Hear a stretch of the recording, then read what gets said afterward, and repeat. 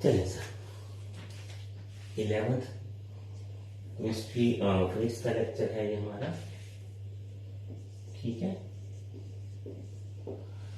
अब sir 11th physics का ये लेक्चर जो है ये पिछले लेक्चर का फर्दर पार्ट है। पिछले लेक्चर, लास्ट लेक्चर में सॉरी, हमने दो वेक्टर्स को ऐड करना सीखा था, उसके रिजल्टेंट का मैग्नीट्यूड ग्राफिकली फाइंड किया था।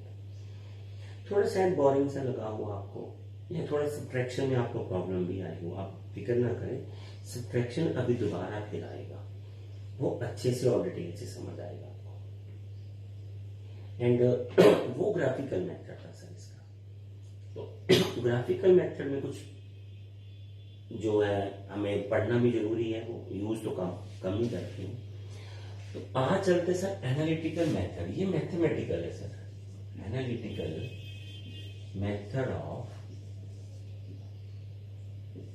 Finding magnitude and direction of result, magnitude and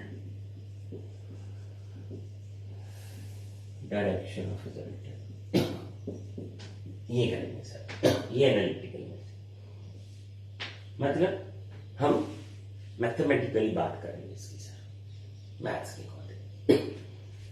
अब आपकी जो टेक्स्ट बुक्स होंगी उसमें को ट्रायंगल लॉ में बताया होगा, और कहीं वो पैरेललोग्राम लॉ को लेके कर रहे होंगे, तो मैं तो एक ही लूंगा सर इसमें, क्या कि होता तो सेम ही है, दो अलग अलग में वो वहां से वो रिजल्टेंट ये वो सब सेम ही है। तो मान लीजिए सर आपके पास एक वेक्टर ऐसे है, पर ध्यान से देखना पड़ेगा, और वेक्टर बी ऐसे है। मैं एक बात पूछ लेता हूँ सर, चलिए धीरे धीरे करते हैं। तो ये पैरेललोग्राम बना दी हमने सर यहां से, ठीक है, ये वेक्टर और ये वेक्टर हमने ले लिया, मान लीजिए ये बी वेक्टर बन गया अपना, ऐसे एक ही बात है। अब मान लीजिए सर ये दोनों एंगल थीटा के, देखिए मैं थीटा को समझाने की कर रहा था कोशिश पिछले लेक्चर में, वो वेक्टर में बहुत इंपॉर्टेंट कॉन्सेप्ट है। शायद एडिशन में सब्ट्रैक्शन में यहीं कहीं आपको थोड़ा बहुत लगा भी हो कि शायद क्लियर नहीं हो पा रही बात। सर जो वेक्टर है ना बच्चों, तो वो वेक्टर में जितने भी फॉर्मूला चलते हैं, वो दोनों जब वेक्टर एक ही पॉइंट से अवे जाएं, वो एंगल लेना, जैसे ये देखिए, तो ये एंगल है थीटा, पैरेलल साइड्स है। अब ये है सर रिजल्टेंट अपना आर, ठीक है। ये तो पैरेललोग्राम लॉ में किया था कि जब वेक्टर्स को दो एडजेसेंट साइड से रिप्रेजेंट करेंगे और parallelogram, then the result diagonal of the resultant passing through the intersection of two vectors will be resultant, ठीक है, in magnitude and in direction, ठीक है, जितना ही आएगा। वो तो ग्राफिकल था, अब नहीं आएगा। चलिए मान लीजिए सर रिजल्टेंट जो अपना एंगल बीटा दे रहे हैं, अब मेरे एंगल को बनाने का वे देखते रहे, एंटी क्लॉकवाइज बनाता हूँ हमेशा। तो मान लीजिए ये एंगल बीटा है, ये एंगल कितना हुआ सर हमारा, ये एंगल हुआ सर 180 माइनस थीटा, मान लीजिए ये एंगल एफ है, ठीक है। तो ये तो एंगल्स बन गए, और ये मैग्नीट्यूड है, और यहां से सर हम फिर एक परपेंडिकुलर ड्रॉ कर ले नीचे, ठीक है, ये हमने एक परपेंडिकुलर ड्रॉ कर दी, और मान लीजिए पी है अपने पास, ओ पी है, और ये मान लीजिए क्यू है, और ये मान लीजिए एन है, ये आगे आपको काम आएगा, ठीक है। चलिए सब कुछ बन गया, रिजल्टेंट आ गया।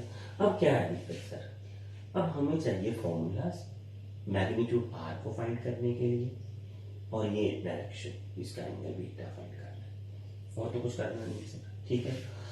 तो चले सर हम एक ट्रायंगल लेते हैं सर, आप देखते रहो और बताते रहो, तो 10th थोड़ी बहुत याद कर लो, ठीक है। तो क्या आएगा सर अपने पास, ओ क्यू का स्क्वायर, ओ एन का स्क्वायर, सॉरी, और प्लस क्यू एन का स्क्वायर सर, परफेक्ट है, पाइथागोरस की थ्योरम है, ये 90 डिग्री का एंगल है, तो कोई दिक्कत नहीं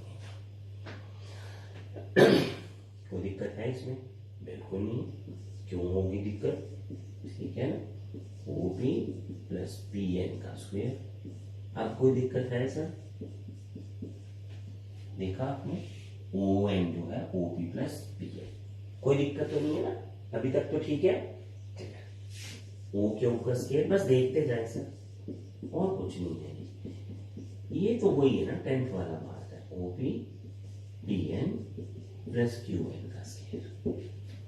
कुछ दिक्कत सर? बिल्कुल छोटी बहुत भी दिक्कत आई हो तो ये तो खोला ही है हमने इसका, ठीक है, क्लियर। चलिए, OQ का स्क्वायर, OP का स्क्वायर, PN का square, QN square, 2OP and PN। अब कोई दिक्कत सर? परफेक्ट। इसको थोड़ा आगे कर लिया। चलिए साइड पे एक छोटी सी और बात कर लेते हैं। ट्रायंगल ले लेते हैं सर QPN अपनी, और इसमें क्या है सर, QP का स्क्वायर, PN का स्क्वायर, QN का स्क्वायर बना लेते हैं। पाइथागोरस इधर भी तो लगेगी ना, तो ये भी तो 90 पे है, ये वाली ट्रायंगल ले लिया, आपको देखते जाओ। तो क्या हुआ सर? अरे ये क्या बन गया, इसको रिप्लेस मारो। OQ का स्क्वायर, OP का स्क्वायर, QP का स्क्वायर, 2OP डॉट PN, ये ब्रैकेट है, ये हमारा अब तक तो सही, अब तक तो ठीक है ना? चले बिल्कुल। अब यही ट्रायंगल चलने देते हैं आगे। तो यहां हम ढूंढते हैं सर, अपने पास में है अगली वाली बात, ठीक है।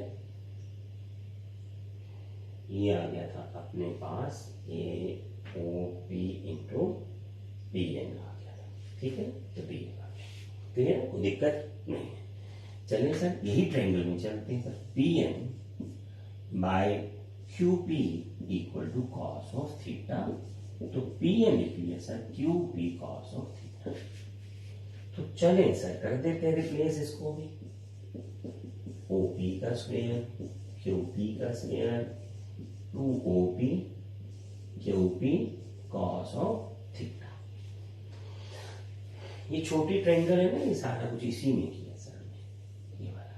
ये देखिए PN base by hypotenuse, base by hypotenuse cos theta, ये तो पता ही है आपको, इतना तो पता ही होगा। अब सर वैल्यूज डाल देते हैं। R वेक्टर का मैग्नीट्यूड का स्क्वायर, और ये आ गया A वेक्टर का स्क्वायर, ये B वेक्टर के मैग्नीट्यूड का स्क्वायर, ये क्या आ गया A वेक्टर का मैग्नीट्यूड, B वेक्टर का magnitude and cos of theta, where theta is the angle between the two vectors when they are going away। याद रखना है, theta is the angle between the two vectors when they are going away from the point, co-initial vector। यहां फिर यहां ले लिया, ये आ गया अपने पास। अब बताओ यहां तक तो पता लग गया, कोई दिक्कत है इसमें? बताओ आप, ठीक है, क्लियर। चले आगे। तो यहां तक तो कर लिया हमने, इसको यही छोड़ते हैं, ठीक है। R स्क्वायर आ गया, नहीं छोड़ते सर हम इसको, ऐसे नहीं छोड़ेंगे, क्यों छोड़ेंगे ऐसे, ठीक है सर। तो ये आ गया, इसको सॉल्व करते हैं सर। यहां से निकालते हैं कॉस थीटा, यहां से ये क्या आ जाएगा, R square minus A square minus B square 2AB sir, 2AB। आगे आपको पता लग गया, ये देखिए सर, R स्क्वायर बाहर, A स्क्वायर B स्क्वायर वहां 2AB, ठीक हो गया, कोई दिक्कत सर? या नहीं? अब सर ये वाला बन गया अपने पास, ये सारा, कोई दिक्कत है नहीं, ठीक है। तो ये basically sir law of cosine है, ये वाला,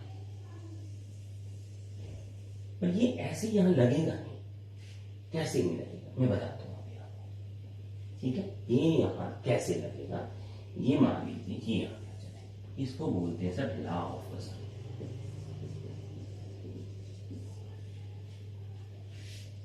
तो ये सीधा है सर, अगर आपके पास वेक्टर्स के बीच वाला जो कोनिशियल वेक्टर वाला एंगल नहीं दिया तो आप ऐसे फाइंड करेंगे, और इसको बोलते हैं सर लॉ ऑफ कोसाइन, समझे आप। अब इसको आप कहीं भी यूज कर सकते हो, ये बोलते हैं इनको लॉ ऑफ कोसाइन का नाम। ठीक है, तो ये याद रखना। क्लियर? यहां तक हो गया सर अभी आपका। चलिए आगे चलते हैं सर। ये तो अपना काम हो गया यहाँ, ये रहा कोसाइन भी ढूंढ लिया हमने। ठीक है ना, तो ये हटा के देखते हैं इसको। ये हो गया, अभी चल रहा है सर काम अपना। तो अब करते हैं सर डायरेक्शन, यानी tan बीटा की, बीटा एंगल की फाइंडिंग स्टार्ट करते हैं। यानी जो रिजल्टेंट आया है वो ए के साथ कितना एंगल बना रहा है। तो tan बीटा निकालने के लिए हम ट्रायंगल लेंगे OQN। तो इसमें जो ट्रायंगल में tan बीटा बनेगा वो आएगा QN by ON, perpendicular by base. तो tan जो बीटा है वो आ गया sir QN divided by OP and plus PN। समझे बात है? अब ट्रायंगल वही छोटी सर अपनी, छोटी क्या है QPN। तो हमने ये देखा था कि इसमें PN जो थी वो QP cos थीटा थी, क्योंकि ये बेस था। तो ये इसी तरह से जो QN है वो QP sin थीटा आएगा। तो ये परपेंडिकुलर है ना, तो ये ऐसे आएगा। अब ये वैल्यूज डाल दो सर इसमें। tan beta QN sir QP sin theta divided by OP plus QP cos theta. ये आ गया cos थीटा। ये क्या आ गया सर अपने पास cos थीटा। तो वैल्यू डाल देते हैं सर। tan बीटा QP का मतलब B वेक्टर है sir, sin theta A plus B cos theta. ये आ गया tan थीटा। अब यहां दिक्कत क्या है सर, ये जो बीटा एंगल है ये A के साथ है। मान लीजिए मैं ये ऐसे लिख देता, ठीक है, A sin theta divided by B plus A cos theta. तो ये बीटा एंगल में B के साथ आना था। मेरे को कोई दिक्कत नहीं, आप ड्राइव रूट नहीं करना। जिसके साथ आपने साइन और कॉस लगा दिया, जो बिना साइन और कॉस के बचा वेक्टर है, ठीक है ना, जो बिना साइन और कॉस के बचा वेक्टर है उसी के साथ बीटा एंगल आएगा। आप समझ गए बात मेरी? बीटा एंगल जो है जिसके साथ साइन कॉस है उसके साथ नहीं, दूसरे के साथ आएगा। अब अगर आपको यही बीटा एंगल बी के साथ निकालना है, ये बात, इसको हम अल्फा भी बोल सकते हैं। आप अल्फा बोल लो, बीटा बीटा तो बोलते हैं, नोटेशन है सर इसकी, ये तो परफेक्ट है, ये तो ऐसे ही बोलना पड़ेगा। अब ये बना के भी नहीं दिखाना। अगर आपको एंगल बीटा बी के साथ दे रखा है तो फॉर्मूला ये लगा दें। वो बोलेगा ना, बोलेगा तो तभी तो यूज करेंगे। बस ये छोटा सा ट्रिक है, ये दोबारा से निकालना नहीं होता। ये बैठ गया बीटा, ये समझे बात? ठीक है। तो यहां से रिजल्टेंट का ये जो छोल है ये याद रखने है। अब अगर हमें बीटा एंगल चाहिए ए के साथ, तो इस फॉर्मूले में वैल्यू डाल देंगे थीटा की, मैग्नीट्यूड की, और वहां से बीटा निकाल देंगे। तो हमें ये पता चल जाएगा कि रिजल्टेंट की ए के साथ क्या डायरेक्शन है। तो इस डायरेक्शन में रिजल्टेंट इफेक्ट आएगा, जो उसका 2 या 3 फोर्सेस का इफेक्ट 2 का आना है। इफेक्ट समझे आप बात? जैसे मान लीजिए सर, इफेक्ट का मतलब समझ लीजिए, जैसे ये है बॉडी है, तो मैंने एक फोर्स इधर लगाई है, एक फोर्स इधर, पर जहां तो वो इधर आ, जहां तो वो इधर आ, ठीक है। तो ये इसका रिजल्टेंट इफेक्ट है इन दोनों का, ना तो वो उधर गया ना वो इधर गया, गया इधर। पर अगर ये दोनों फोर्सेस इक्वल हैं तो ये सेंटर में चला जाएगा। अगर एक ज्यादा एक कम है तो फिर हमें बीटा निकालना पड़ेगा। अगर ये ए है ये बी है तो ये बीटा निकालना है, तो ये फॉर्मूला लगा दीजिए। अगर आपको ये एंगल निकालना है तो ये फॉर्मूला लगा दें, कोई दिक्कत नहीं। थीटा के बीच में आ जाएगा आराम से।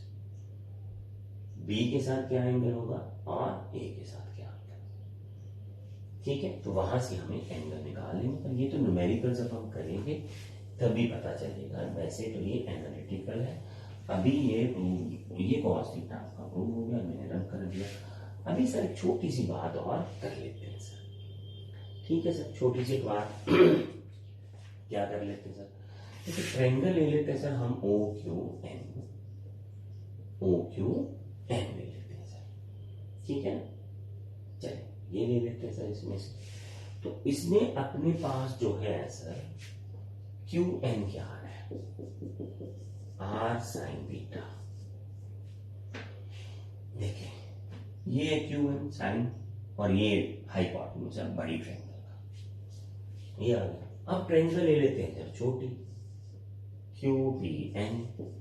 इसमें क्यू एन क्या आ रहा है सर, आर साइन थीटा। अरे नहीं, B sine theta. Vector magnitude है, वेक्टर है मैग्नीट्यूड, छोड़ो लिखना क्या है।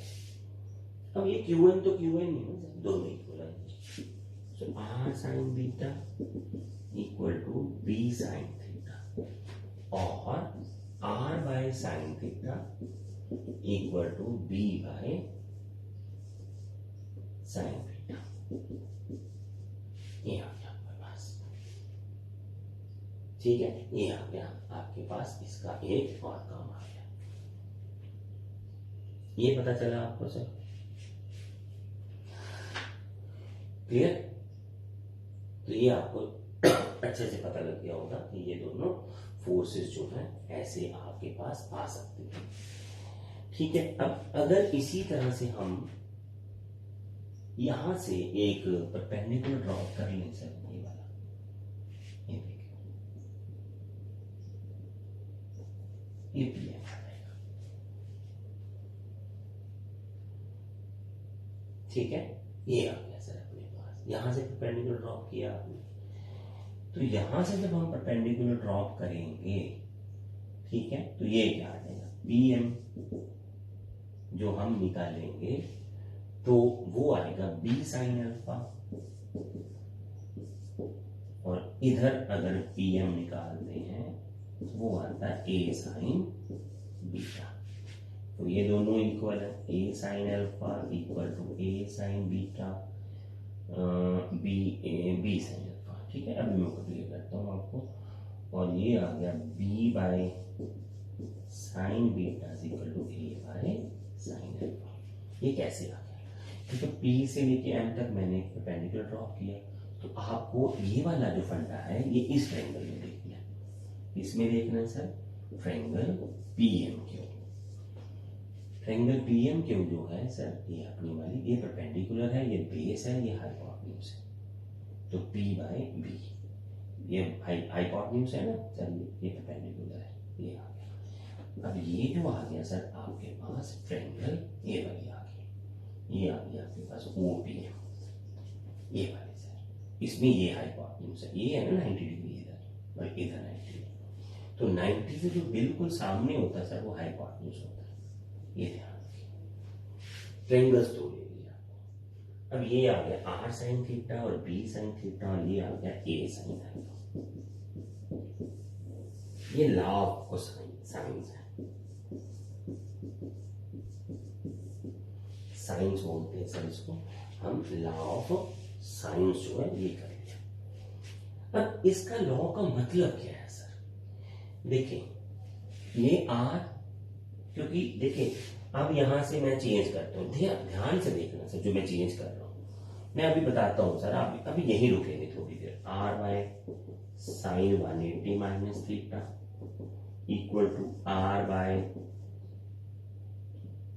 बीटा, बी बाय बीटा और ए बाय साइन अल्फा। क्योंकि साइन थीटा और साइन 180 थीटा सेम होता है, ये 10th में हमने पढ़ा हुआ है। Sine 180 minus theta is sine theta, तो कोई प्रॉब्लम नहीं है। अब 180 माइनस थीटा ये ट्रायंगल का अंदर एंगल है। अगर तो बच्चों आप ये डेरिवेशन तो भूल जाओ, नहीं यूज करनी मत करो, कभी डेरिवेशन मत करना, सीधा याद करना। डेरिवेशन तो मैंने आपकी भी करवाई है, दोबारा करवाता हूं। ये मैंने क्यों करवाया ये समझ लो सर। पीछे जब हमने वहां साइन थीटा प्रूव किया था, उससे पहले आर जब हमने फाइंड किया तो वही +1 का लेवल तो खत्म, सिंपल सी बात है। अब जो मैंने आगे कर रहा हूं वो आपके नीट और आईआईटी के लिए हो रहा है। ये सारा ये नीट और आईआईटी का फंडा है सर, समझे बात आप। ये क्या है, नीट और आईआईटी के लिए फंडा है। और नीट और आईआईटी क्या कहते हैं सर, ये सीधा रिलेशन देंगे आपको। अगर आपने ये 2-3 बार देख लिया ना तो ट्रायंगल में आ जाओ सर। ट्रायंगल ले लो सर आप अपनी OPQ, आ जो OPQ पे, ये साइड है सर, साइड R और ये सामने इसके एंगल का साइन, इसकी रेशो, ये साइड है B सर और इसके सामने का एंगल ये साइन बीटा, और ये साइड है सर A और इसके सामने का एंगल। ये रेशो जो होती है हमेशा इक्वल होती है सर, जो रेशोज होती हैं ये हमेशा इक्वल होती है, ये बात समझे, अच्छे से समझ लगा आपको, ठीक है। ये बात आपने ध्यान से सीखनी है सर, जो रेशोज हैं ये इक्वल आएगी साइड्स की, ऐसे इसको लॉ ऑफ साइन बोलते हैं। देखिए साइड सामने वाला एंगल, ये वाली साइड A सामने वाला एंगल, ये वाली साइड B और सामने वाला एंगल, ये हमेशा इक्वल होती हैं, ये आपको याद रखना है। ये समझ लगा, ये लॉ ऑफ साइंस है, ये आपको याद रखना है सर, ठीक हो गया। ये यहीं से प्रूव हो गया था, बस ये आपको अच्छे से ध्यान से याद रखना है सर आपको कि लॉ ऑफ साइन क्या होता है। ये ट्रायंगल की रेशोज है, हमने ग्राफिकल में देखा था ना, जो ट्रायंगल बनाएंगे जो साइड है वो मैग्नीट्यूड के प्रोपोर्शन बनाएंगे, तो ये मैग्नीट्यूड ही है रिजल्टेंट का, और ये वाला ये कहीं से निकाल सकते। प्रूफ भूल जाओ, अगर आपको दोबारा लगे अच्छा तो कर लेना, ठीक है, नहीं तो ये छोड़ दो, वही याद कर लो, ठीक है, ये याद हो जाएगा आपको, ठीक है। मेरी बात समझिए, ये बहुत जगह पे लगना है बच्चों, ये आप जो MCQ अब ढूंढ रहे हो ना करने उनका बेस ये है सर, तो धीरे धीरे फिर आपको ये समझ आता जाएगा। अभी हमने ये किया था सर कंडीशंस फॉर एक मान लीजिए ये मेरे पास एक बॉडी है सर, मान लीजिए अब उस पे ये 3 फोर्सेस लग रही हैं ऐसे, और वो कहीं नहीं जा रहा सर, मान लीजिए ये A है, ये B है और ये C है, और ये कहीं नहीं जा रहा, मान लीजिए एंगल B है और ये एंगल अल्फा है और ये एंगल है अपने पास मान लीजिए थीटा, ठीक है सर, या गामा अल्फा बीटा गामा भी ले सकते हो, कोई दिक्कत। अब ये बॉडी कहीं नहीं जा रही, इसी से मैं बना के बता रहा हूं, इसको लैमीज थ्योरम बोलते हैं सर, लैमीज थ्योरम।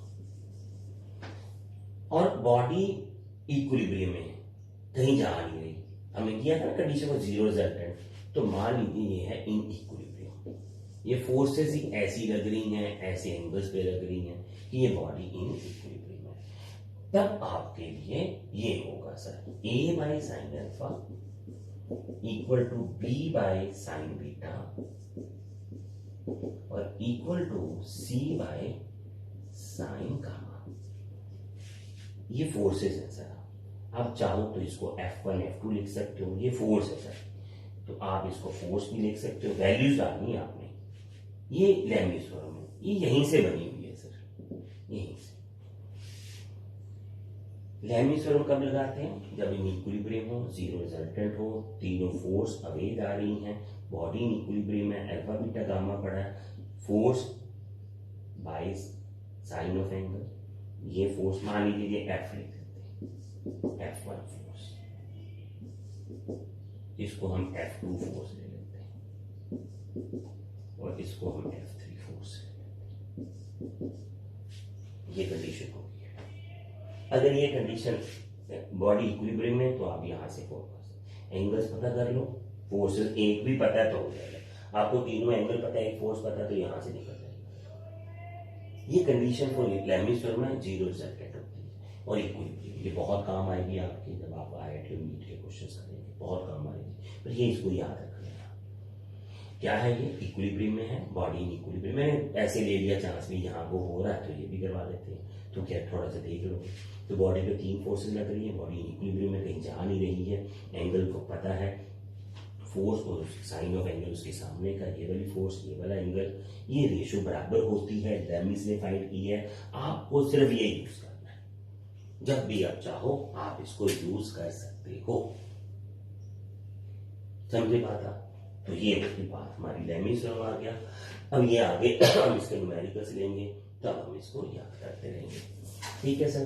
तो आगे चलते हैं, ये ऐसे है कि आपके पास तो ये आप रिकॉर्डेड होता है, तो आप सुनते रहें, इसको देखते रहें, जैसे जैसे लगेगा तो रेगुलर स्टडी करेंगे। ये नहीं कि एक लेक्चर देख लिया फिर अगला देखा नहीं, पर ये रेगुलर स्टडी आप यहीं से देखते रहेंगे, आपको धीरे धीरे सब पता चलेगा। चलें यहाँ आ जाते हैं सर। ये अपने पास एक क्वेश्चन था, अभी हमने किया था, ये हमने अभी मैग्नीट्यूड बनाया था, ये बन गया सर, बन गया। अब आर का जो मैग्नीट्यूड है सर, ए बी तो ले लिए, जो ले लिए उनके एंगल पे डिपेंडेंस है। आर की वैल्यू जो है मैग्नीट्यूड है वो थीटा पे डिपेंड है। Now A is 1 if theta 0, तो आर आ गया ए प्लस बी का स्क्वायर और 2ab, क्योंकि cos थीटा cos 0 डिग्री 1 होता है। अब ये है सर मैक्सिमम रिजल्टेंट, इससे ज्यादा रिजल्टेंट तो आ ही नहीं सकता। ये आ गया, ये आ गया ए मैग्नीट्यूड प्लस बी मैग्नीट्यूड सीधा, ठीक है। क्योंकि वो स्क्वायर आएगा तो स्क्वायर कट जाएगा इंटू से, ये आ गया, ये मैक्सिमम रिजल्टेंट है, इससे ज्यादा रिजल्टेंट आ ही नहीं सकता।